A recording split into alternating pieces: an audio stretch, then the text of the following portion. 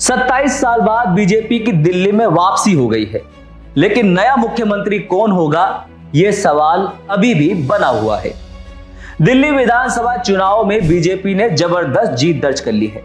70 में से 48 सीटों पर बीजेपी काबिज हो चुकी है, जबकि आम आदमी पार्टी को सिर्फ 22 सीटों से संतोष करना पड़ा। लेकिन अब बड़ा सवाल यह है कि दिल्ली की सत्ता की कुर्सी किसे मिलेगी, यानी दिल्ली का अगला मुख्यमंत्री कौन होगा। आज के इस एपिसोड में हम सबसे ज्यादा चर्चा में चल रहे चेहरों पर बात करेंगे। नमस्कार दोस्तों, आप बिग वाई देखना शुरू कर चुके हैं और मैं हूं आपके साथ जावेद। बीजेपी हाईकमान ने अभी तक कोई नाम क्यों नहीं किया घोषित। दिल्ली में इस बार बीजेपी बिना किसी सीएम फेस के चुनाव लड़ी थी। चुनाव से पहले आमतौर पर बीजेपी किसी एक चेहरे को आगे रखती है, लेकिन इस बार पार्टी ने रणनीति बदली और पीएम मोदी के नेतृत्व में चुनाव लड़ा।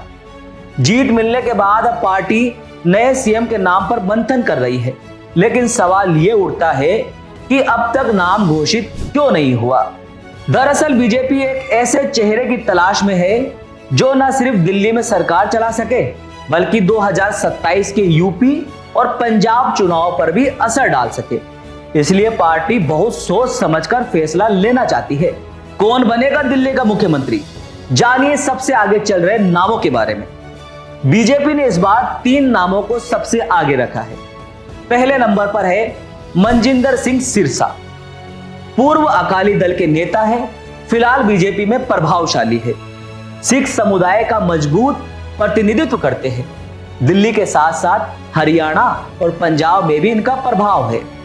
बीजेपी पंजाब चुनाव को ध्यान में रखते हुए इन्हें सीएम बना सकती है।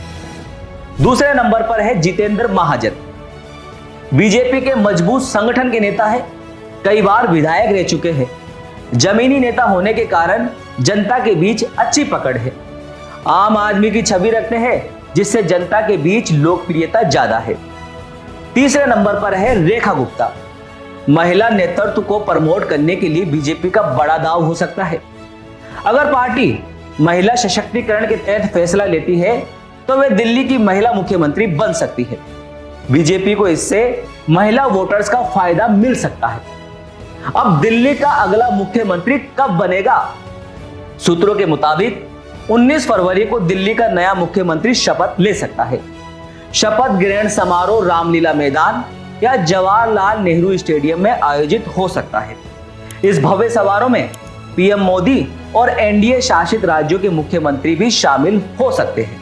अब सबसे बड़ा सवाल तो यह है कि बीजेपी के लिए दिल्ली इतनी महत्वपूर्ण क्यों है, तो इतना सोच विचार किया जा रहा है।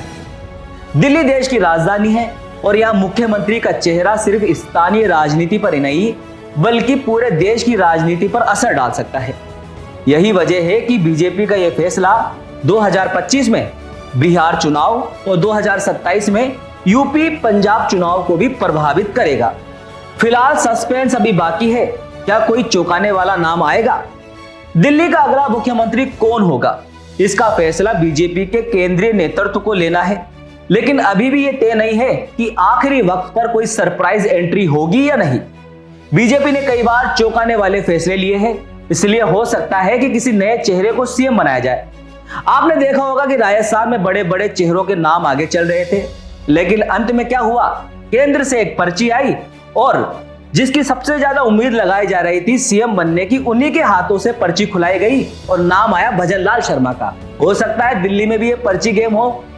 तो अब देखना यह होगा कि क्या बीजेपी सिख नेता सिरसा या जनता के नेता महाजन या फिर महिला नेतृत्व को बढ़ावा देने के लिए रेखा गुप्ता को मुख्यमंत्री बनाते हैं, या फिर कोई चौंकाने वाला नाम सामने आता है। दिल्ली की सियासत में यह सबसे बड़ा सस्पेंस बना हुआ है और जनता बेसब्री से इंतजार कर रही है कि कौन संभालेगा दिल्ली की कमान।